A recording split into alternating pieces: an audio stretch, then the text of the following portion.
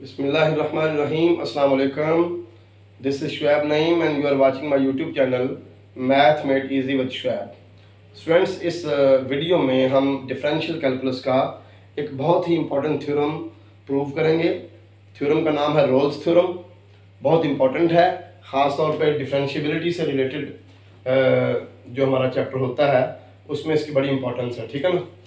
तो Rolle's theorem है, इसकी स्टेटमेंट क्या है?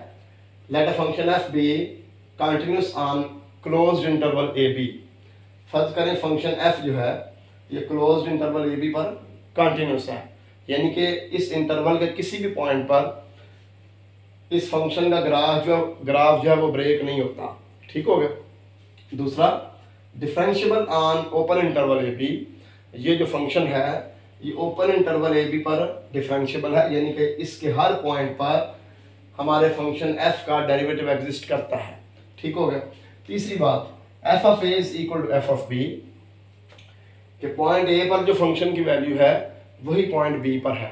अगर फंक्शन f में ये तीन कंडीशंस पाई जाएं, तीन कंडीशंस को सेटिस्फाई करे फंक्शन f जो है, तो फिर क्या है?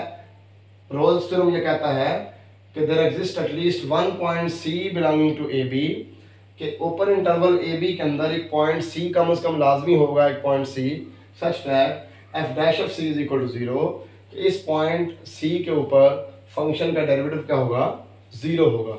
अगर फंक्शन इन तीन कंडीशंस को सेटिस्फाई करे तो हमें ओपन इंटरवल ए बी के अंदर एटलीस्ट वन पॉइंट सी लाजमी मिल जाएगा, कि जिसके ऊपर फंक्शन का डेरिवेटिव क्या होगा? Zero.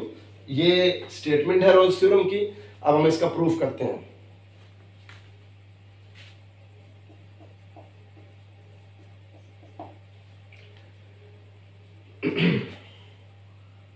Since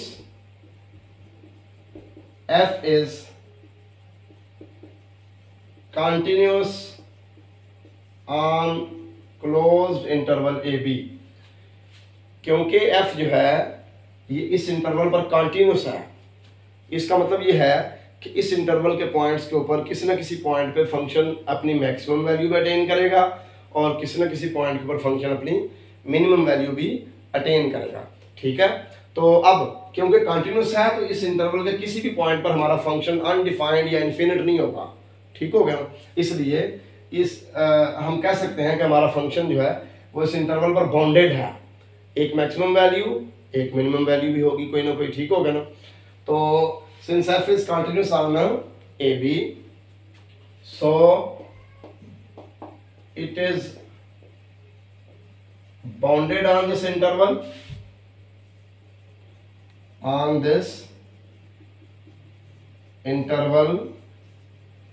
and attains its bounds। मतलब ये अपनी अपर बाउंड्स भी हासिल करेगा, लोअर बाउंड्स भी हासिल करेगा। ठीक होगा ना, क्योंकि हर पॉइंट के ऊपर फंक्शन डिफाइंड है, कंटिन्यूस है। ठीक हो गया। Let capital M is supremum and small m is infimum of f on this interval AB। Supremum infimum, supremum क्या होता है? लीस्ट अपर बाउंड, यानी कि जितनी भी अपर बाउंड्स हैं उन सब में से छोटी। और इन्फिमम क्या होता है? Greatest lower bound, lower bounds में से सबसे बड़ी। ये करा था टॉपिक है, रियल एनालिसिस का टॉपिक है। ठीक है ना, जिसमें हम लीस्ट अपर बाउंड और ग्रेटेस्ट लोअर बाउंड पढ़ते हैं। यहाँ पे हम सिर्फ जो है ना सुप्रीमम इन्फिमम, ताकि हम जो है ना वो कन्फाइंड रहेंगे। ठीक हो गया। अच्छा, अब ये सुप्रीमम है इस इंटरवल पर फंक्शन का और ये इन्फिमम है। ठीक हो गया जी। तो दो पॉसिबिलिटीज हैं कि या तो ये दोनों इक्वल हों या ये दोनों different, then either capital M is equal to small m or capital M is not equal to small m। ठीक होगा जी। यही दो पॉसिबिलिटीज हो सकती हैं, कोई से भी दो नंबर्स के दरमियान, और तो कोई पॉसिबिलिटी नहीं होती। ठीक होगा। If capital M is equal to small m, अगर सुप्रीमम और इन्फिमम दोनों सेम हैं तो इसका मतलब क्या है इसका मतलब है कि हमारा फंक्शन अपनी वैल्यू चेंज ही नहीं कर रहा पूरे के पूरे इंटरवल में, मैक्सिमम वैल्यू भी वही है, मिनिमम वैल्यू भी वही है। ठीक हो गया। If m is equal to m then f is constant on this interval. अगर ये दोनों इक्वल हैं तो इसका मतलब ये हुआ कि हमारा फंक्शन तो कांस्टेंट है इस इंटरवल पर। ठीक होगा जी। अगर कांस्टेंट है तो उसका डेरिवेटिव 0 होगा, then it's derivative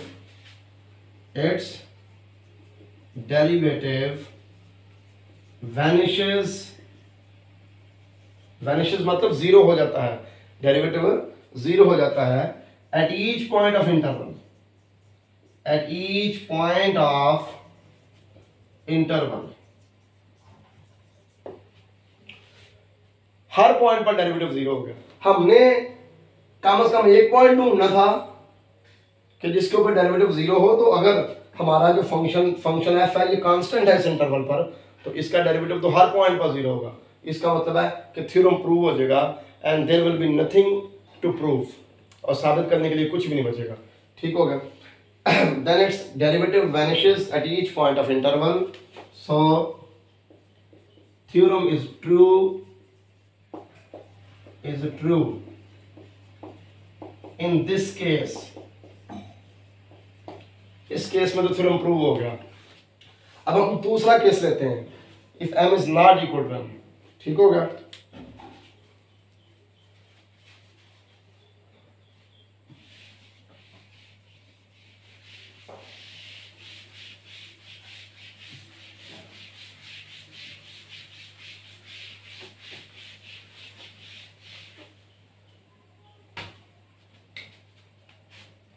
if supremum is not equal to infimum, अगर ये दोनों डिफरेंट हैं, आपस में सेम नहीं है, then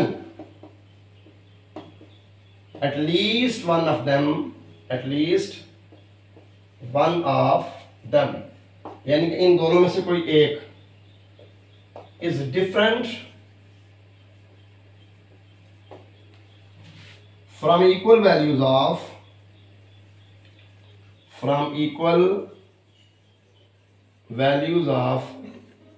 f of a and f of b। हमारे थ्योरम की स्टेटमेंट में ये कंडीशन है जिसको सेटिस्फाई करता है हमारा फंक्शन कि f of a किसके इक्वल है, f of b के इक्वल है। अब कैपिटल M और स्मॉल m अगर इक्वल नहीं है तो इसका मतलब है कि ये दोनों एट ए टाइम कभी भी f of a और f of b के इक्वल नहीं हो सकते, क्योंकि ये दोनों डिफरेंट हैं। इनमें से कम को एक ही हो सकता है, ज़्यादा नहीं हो सकते। ठीक है ना। तो इसलिए इन दोनों में से कम कोई एक ऐसा है जो इन दोनों से डिफरेंट है, इन दोनों की इक्वल वैल्यू से डिफरेंट है। ठीक हो गया। अच्छा,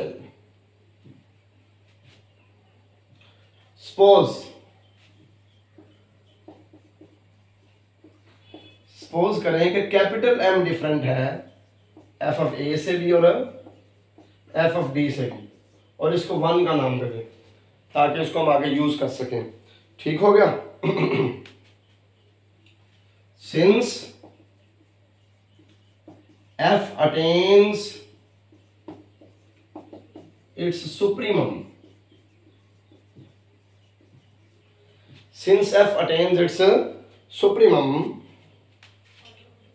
on the interval ab, क्योंकि f बाउंडेड है ना इस इंटरवल पर, इसलिए उसका सुप्रीमम भी होगा, इन्फीमम भी होगा।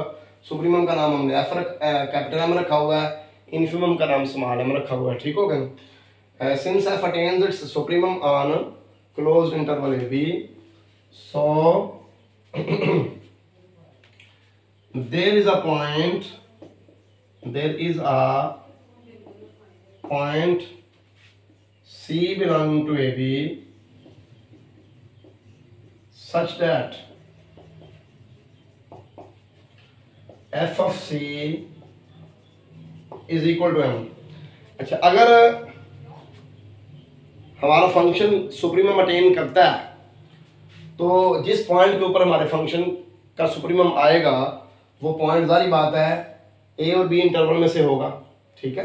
तो हमने सपोज कर लिया कि वो पॉइंट सी है जिसके ऊपर हमारा फंक्शन सुप्रीमम अटेन करता है। एफ ऑफ सी किसके इक्वल है, m के equal, but then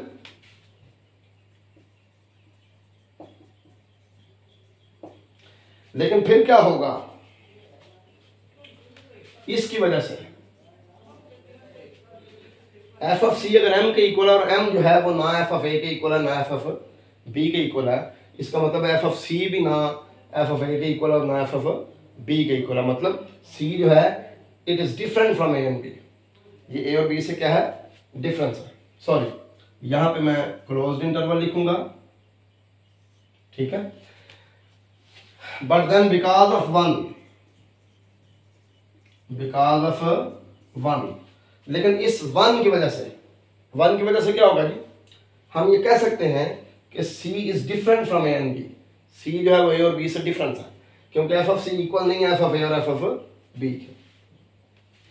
C is different from A and B, therefore C belongs to open interval AB, क्योंकि C किसका एलिमेंट था, इंटरवल ए बी का, क्लोज्ड इंटरवल ए बी का। लेकिन वन की वजह से और इस चीज की वजह से ये साबित हो गया कि C डिफरेंट है फ्रॉम ए एंड बी। इसका मतलब है C ना ए के इक्वल है ना बी के इक्वल है, बल्कि इन दोनों के दरमियान है, इसलिए C जो है वो ओपन इंटरवल ए बी को बिलोंग कर गया। ठीक हो गया जी। अब हम ऐसा करते हैं, एक positive real number h suppose करते हैं,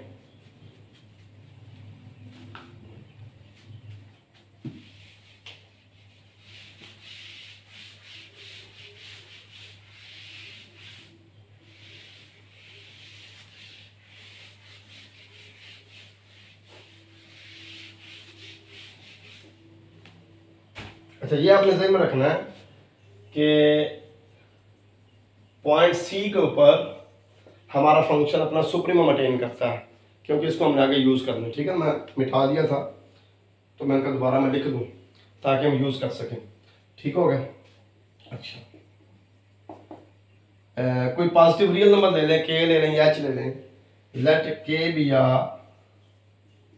positive real number, let k be a positive real number such that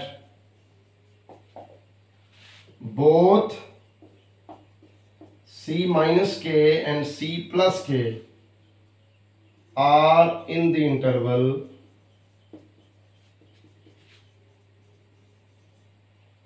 AB। हमने के जो है ना ऐसा रियल नंबर सपोज करना है, पॉजिटिव रियल नंबर, कि जिसके लिए C माइनस के और C प्लस के दोनों इस इंटरवल के अंदर पाए जाए। ठीक है ना, C तो पहले ही ए बी इंटरवल के अंदर है ना, तो हमने के ऐसा लिया है कि C माइनस के भी और C प्लस के भी दोनों ओपन इंटरवल ए बी के अंदर पाए जाए। डन। अब क्योंकि एफ ऑफ सी जो है ये सुप्रीमम है, क्या है, सुप्रीमम, तो इसका मतलब ये हुआ कि एफ ऑफ सी प्लस के भी एफ ऑफ सी से छोटा होगा और एफ ऑफ सी माइनस के भी एफ ऑफ सी से छोटा होगा। ठीक है, then f of C plus k is less or equal to f of c and f of C minus k is also less or equal to f of c. वजह क्या है, because f of C is equal to supremum, f of c supremum के equal है। ठीक हो गया, ये F of सी की तरह के माइनस हो गया, एफ ऑफ सी प्लस के minus F of C is less or equal to 0 और एफ ऑफ सी माइनस के minus F of C is less or equal to 0। ठीक हो गया। अब देखें, ये जो हमारा के है ये क्या है, पॉजिटिव रियल नंबर, तो अगर हम इनइक्वालिटी को पॉजिटिव नंबर से डिवाइड कर दें तो कोई फर्क नहीं पड़ता, इसलिए इधर भी के पे डिवाइड कर दो, इधर भी के पे डिवाइड कर दो। ठीक हो गया। अब डेरिवेटिव की डेफिनेशन क्या होती है, f dash of x equal होता है जी limit delta x approaches 0 f of x plus delta x minus F of x over delta x. ठीक है, मैं ये डेरिवेटिव की डेफिनेशन यहां पे बनाने लगा हूं। अच्छा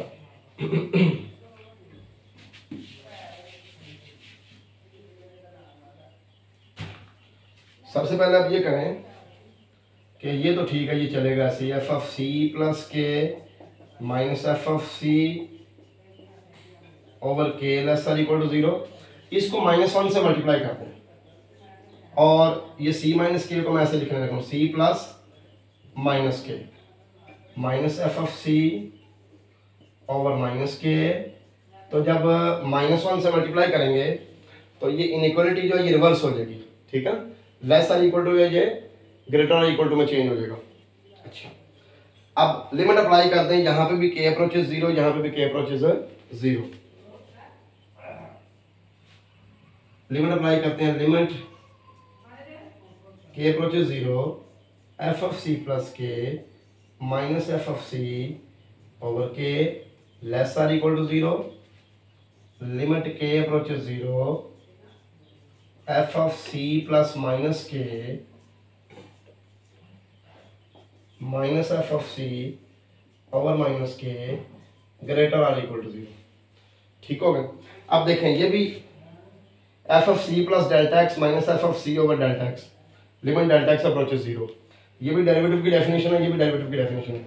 तो f dash of c less or equal to 0 हो गया, f dash of c greater or equal to 0 हो गया।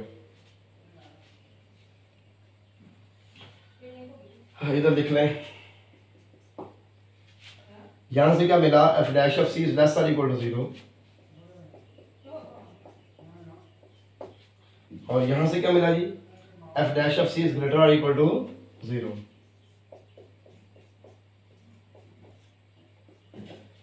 तो f dash of c less or equal to 0 भी है, ग्रेटर आर इक्वल टू 0 भी है। इसका मतलब है कि f dash of C is equal to 0।